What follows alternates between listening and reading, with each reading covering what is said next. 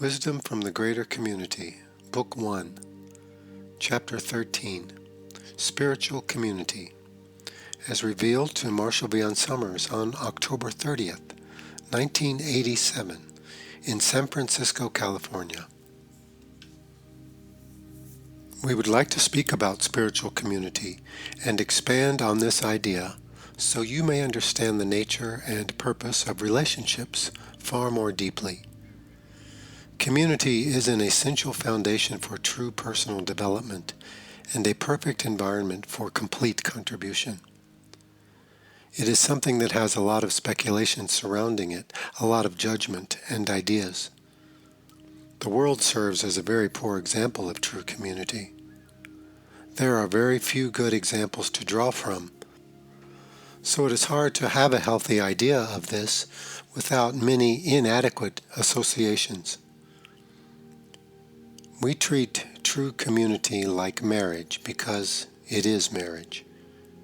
When you become married, it is not merely a personal association where you say, I will get along with you if you get along with me because I have a great attraction for you and we have many things in common. It is far greater than that. If marriage is based merely on personal attraction, it will run dry. It must yield something greater and produce community, either children or a circle of people, a family. That is what marriage is for. It is for community. That is when marriage has a greater context in which to grow, and where you find escape from personal dilemmas that can otherwise dominate you.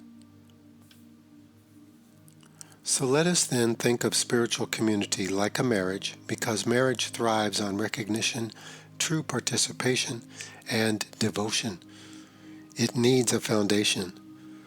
Community as a marriage that is extended beyond two people requires the same things. You must have the proper incentive for participation, an understanding of participation, and a preparedness for participation. Obviously, there is a great deal of marriage going on around here without much success, so this is very relevant. When I speak of community, think also of marriage because you must marry something in life. You cannot go through life just being a spectator with a grand viewpoint and a more spiritual outlook about everything that is going on. You are still isolated. Until that isolation has been breached, your predicament has not been solved. Now, there is a great deal to join in life. Political movements and social clubs and fan clubs and all kinds of clubs. But this is not the community that I speak of. Community is an environment where you can contribute yourself completely and find escape from your own mind. What is freedom for any of you but freedom from your own mind? What separates you from God but your own mind? That is your oppressor. It must be your servant. But you need people to help you do this. You need forces that you can recognize and forces that are unseen as well, because your life here is preparation for life beyond. So the forces from beyond are a factor. This life is a transition to another life. To come into this world, you are born into a life from a life. You go through this life and enter into another life. People think of lifetimes only in terms of visitation rights to this planet, but you go from life to life, context to context. Why is the future relevant here? Why are these spiritual things so important? This life is preparation, like childhood is preparation for adulthood. Adulthood is preparation for your spiritual family, who will be waiting for you when you arrive and pass through the thin membrane that separates these two realms of existence. Now everyone wants community because human beings were not fashioned to be separate. It is a very grand idea that people can be completely self-sufficient, a great ideal for people. Quote, I don't need anybody, end quote. It is a sign of weakness to need anyone, yes? So personal fulfillment is the great pursuit. to be a little God in the world. That is not what people want. It is neither their will nor their knowledge to be so. You will need to be self-sufficient to comprehend and to follow your own knowledge. We assure you that this will produce all the personal growth you could ever want, because your personal side will need to grow to keep up with you. However, it will not be the dominating factor any longer. You are here in this world, alone. You are seeking for your spiritual family. Why? Because that is what you have come from, and that is what you will return to. So you seek it here as well because this is natural. And you run into a very difficult learning situation in this world because individuality and community have such strange associations. You seek for communion with others, and yet you seek with the incentive of using the other person so that you can be more of an individual. That is contradictory because the more you join with others, the less individual you are, and the more you are a function of that relationship. So you must be very discerning of where you join and whom you join, but the inclination is still there. You cannot join with life if you are living in your thoughts, and it takes others to bring you out of your thoughts. You came here to find certain individuals who will bring your knowledge forth. You did this so that you may discover and discern your true contribution in life and develop sufficiently so that you will be able to recognize it and yield it to the world. This is the beginning of community. True community begins because an individual is experiencing spiritual presence to a very great degree.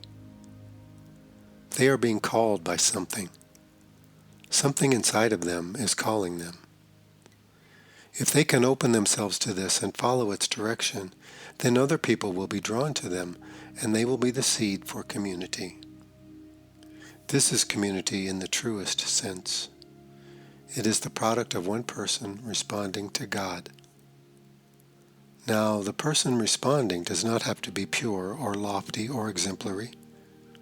There have been very great scoundrels who have responded, notorious, controversial beings, though they needed to be purified in time. You do not need to be a perfect person. This is what generates community. It is entirely natural. It is when people try to make community that they run into problems. Quote, "Let's make a community," end quote. The world is full of this. Quote, "We will all join together to bring about this result in life," end quote. That does not produce community of the kind I am speaking of. Community is a natural process of attraction because one individual will draw and gather other individuals around him or her. It will be absolutely vital for their development and expression. One of the most important things that individuals who are feeling this great presence must learn is to follow that presence. Their ability to follow will determine their ability to lead. If they try to use that presence to fulfill their own ambitions, then there will be trouble, and the presence will leave them. If they think that the people are following them, there will be great difficulty. It is not the person you follow. It is the presence with that person, the presence that he or she is following.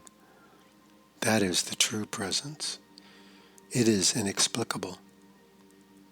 You can always argue that it is not there because it cannot be seen, and yet it will generate the greatest devotion a human being is capable of, the greatest empowerment, and the greatest direction.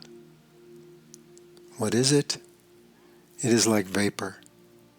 No one can catch it and study it. Therefore, community is a natural creation. It is not created by ambition or philosophy because those do not generate devotion. Communities created by ambition or philosophy can only be held together by submission, and they require adversaries. In other words, quote, "We will organize society because we have a common enemy," end quote. You see much of this in the world. That is participation through submission. That is not what yields knowledge. Your knowledge cannot emerge within you alone. It must emerge in the context of relationship. It is absolutely hopeless for you alone to find out why you are here. You may have some wonderful definitions, but you are still a slave to your mind. When you open beyond your own thoughts, you will comprehend the presence that calls you and attracts you. You will find it is more powerful than anything you can see or discern in this life. A man or woman of knowledge is more powerful than the world, for what can the world claim from them? Yes, it can take their possessions from them and kill their body, but it cannot deprive them of their heritage. These people will naturally create community and join in community because to them, a separate life is incomprehensible. Therefore, we say cultivate knowledge, and knowledge will bring to you all the relationships you truly need. Those you do not truly need will find no purpose here, and so your life will not be hindered and held back by inappropriate engagements. Now, it is quite possible to be inappropriately engaged, yes? It is very tempting to make all engagements justifiable, but you do so at the cost of knowledge. You do not need to make something right to keep from making it wrong. It does not have to be good to not be bad. When you are truly engaged with those individuals whom you have sought, something very important will happen inside of you. You will feel energized, and you will feel more at home than you have ever felt before. It is an indescribable feeling of coming home in the world. The reason that certain individuals are the seed of community is that they are experiencing community within themselves. Their body is no longer a hiding place for one being. It is a meeting ground now. Something is happening. The body is not a sanctuary for one, it is a temple for many. We call this community spiritual family. We use the word family because family is the closest approximation that you have in this life to intrinsic relationship. Now, true community in the world must be very small, or it cannot be a community of knowledge. The world must join in community, but it will not be a community of knowledge because knowledge is not preferred here. The results of knowledge, however, are greatly needed because the results of knowledge care for people. The average person here is not interested in knowledge because the race has not evolved that far. So it is not wise to go out and try to change people because you will hurt them if you do. If you take a society of people and try to make life better for them, you will end up killing half of them. This is not a negative thought. It is real. You see, God does not expect everyone to get his or her life together now. Everything is moving along. Yet you can feel the fire of contribution. Something must be done. You must be the person to do it, and you must gather others to help you. This fire of contribution is in no way contradictory to accepting the world exactly the way it is. It is only contradictory in terms of ambitions. The man and woman of knowledge will go about their work regardless of circumstances. And if the world in general is no better at the end of their life, what does it matter? They gave all. They do not take people and condemn them for not getting better. So community must be very small because it is extremely intimate, but it will be life-giving to the community at large, which is society. It is these little embers that keep the fire going. What has kept knowledge alive in the world? What has enabled humanity to progress as a race but small enclaves of individuals hidden working away. Occasionally an individual will come forth who will make a public display or demonstration. This is what has kept the embers burning. Think not that God is going to ask you to go out and make the world better. It is not like that. Something inside of you will overtake you. Something greater than your mind will overtake you and lead you to certain people.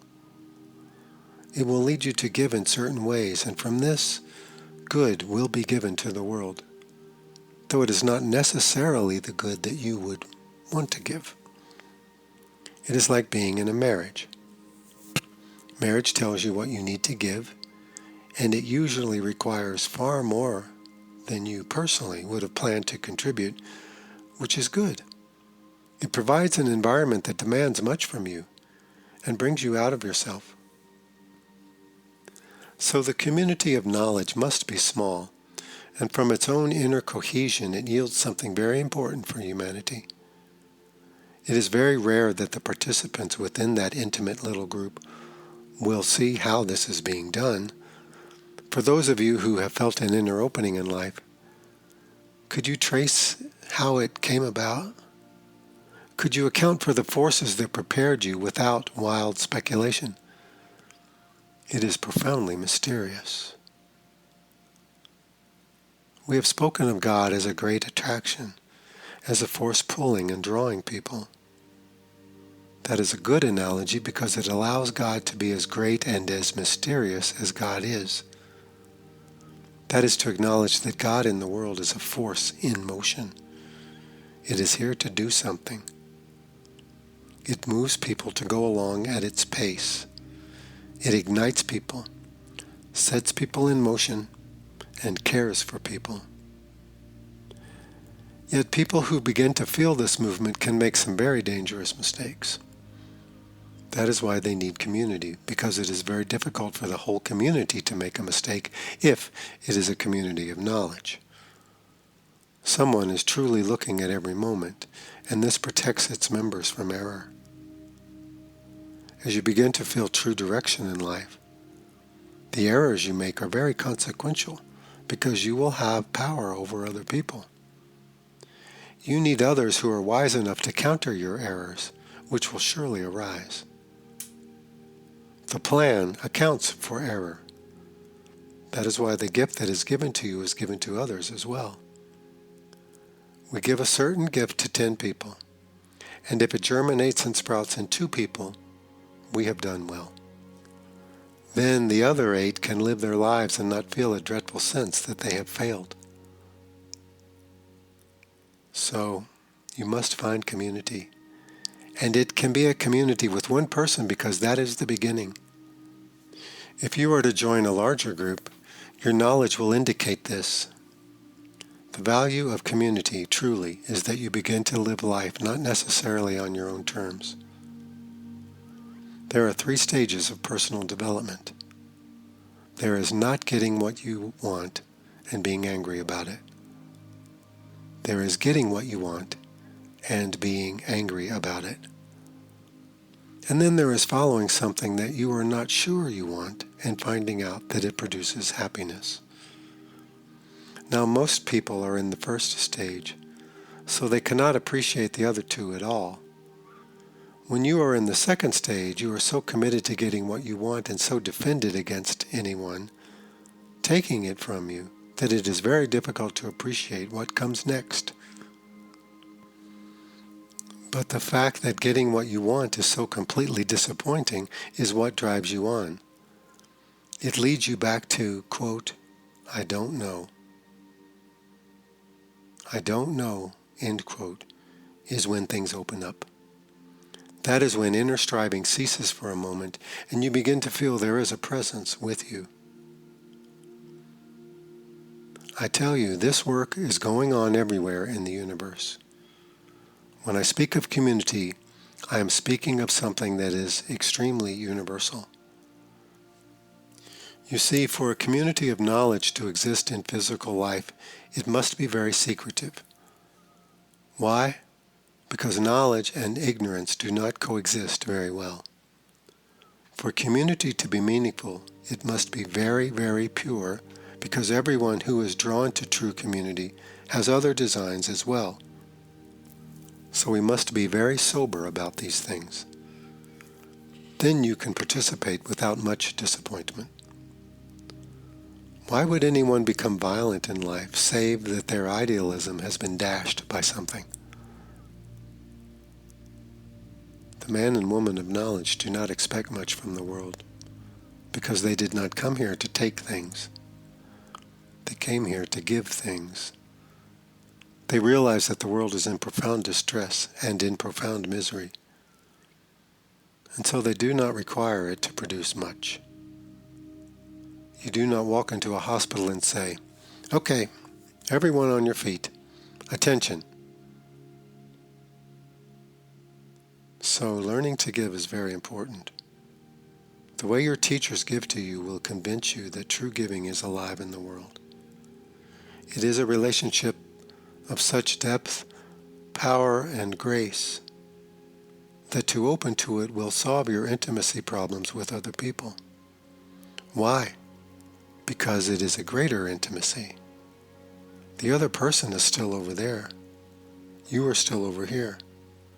You can withdraw, but your teachers come to you within yourself in the most sacred of your sanctuaries. They demonstrate that your life is extremely open by entering through a back door that you are unaware of. It is because of their grace and their teaching that you learn to see that you are safe in such a situation. It is only when people are reckless and ambitious that they get into trouble. You are looking for community and knowledge because they are life-giving. Community does not necessarily have to have any certain appearance. It is the force that drives it that is the significant thing. Do you know what happens to people who want to find God alone? They become extremely isolated in their thoughts. God enrolls you completely with other people through engagement. Do you want to prepare for a greater life beyond this world?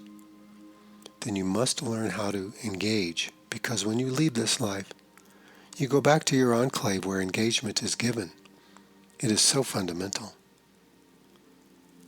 You will not have a personal mind to aggravate you then, but you are not yet complete. Your group has not advanced completely, for your group must join with other groups. You are here not only for your personal development or fulfillment. You are here for your group, and you are accountable to this group. Some of them are in this world with you. How do you graduate from life in the world? When your contribution has been completely given, then you will be complete here. But you will be here until your entire group is complete, and then you will move on to a whole other dimension of life. So you see, it is group learning all the way, community all the way. What is spiritual community in this life but a mere extension of your spiritual family? Life beyond this world must be reflected here, and yet only in a very small context to be complete. When knowledge becomes strong in you, you will be moved to do certain things, and other ambitions will fall away.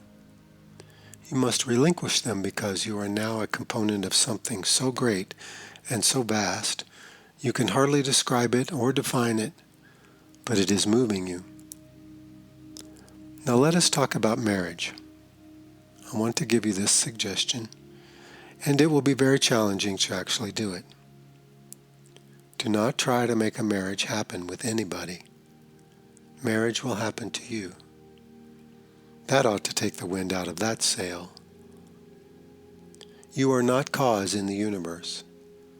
You are only cause in your personal universe, which is not the universe.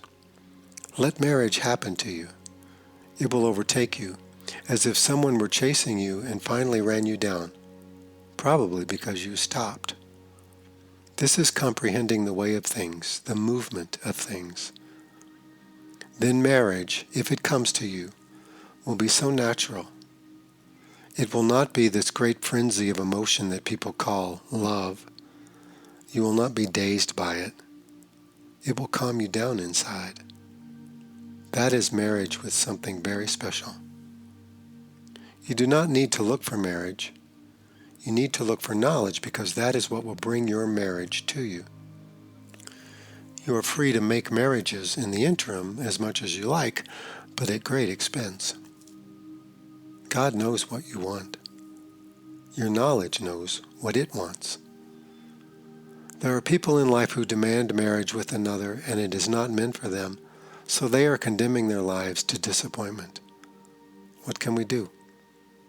Quote, "I will not be happy until I have marriage." End quote. How about if marriage cannot come to them? They have established a very difficult learning situation which only their disappointment can reveal. So do not look for marriage. Marriage will happen. You will be drawn, and it won't be so difficult.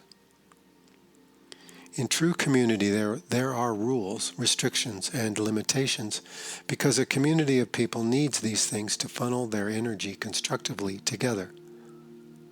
The only way that this can be real is if knowledge is the binding force. Then you welcome rules because they help you contribute more effectively and provide the way to get things accomplished. If you are not participating with the force of knowledge, then you will respond to the rules and not the cohesion itself. Spiritual community is quite distinct from society. Do not confuse the two. They are entirely different. One is for survival, and the other is for advancement of a very special kind. You do not need spiritual community for survival. You need spiritual community because your knowledge is pulling on you to let it out. Knowledge is emerging like a pregnancy, a lifelong pregnancy. It labors and it delivers, and it labors and it delivers. It has contractions, and you have to open to let it out. Sometimes it is difficult, but it yields life into the world.